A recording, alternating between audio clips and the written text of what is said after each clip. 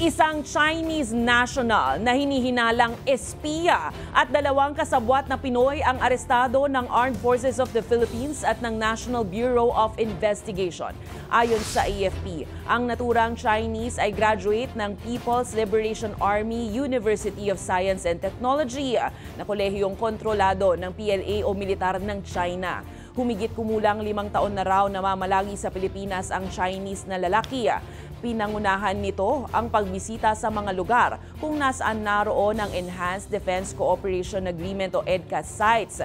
Yan yung mga piling military bases ng Pilipinas na bukas para sa mga tropa ng Amerika. Kaya ayon sa kasundaluhan, posibleng tinatarget nila ang makapag-espiya sa militar ng Pilipinas. We believe that nagsimula yung espionage operations ng China even prior to the apprehension or capture of the equipment last year.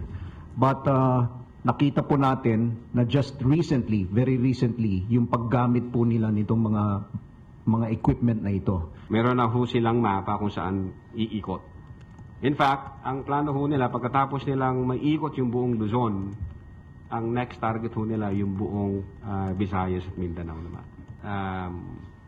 Well, dinadab namin siya as a sleeper kasi through our monitoring, yung galawan niya talagang nasa normal lang. Kaya niyang mag-blend in sa iba't ibang grupo.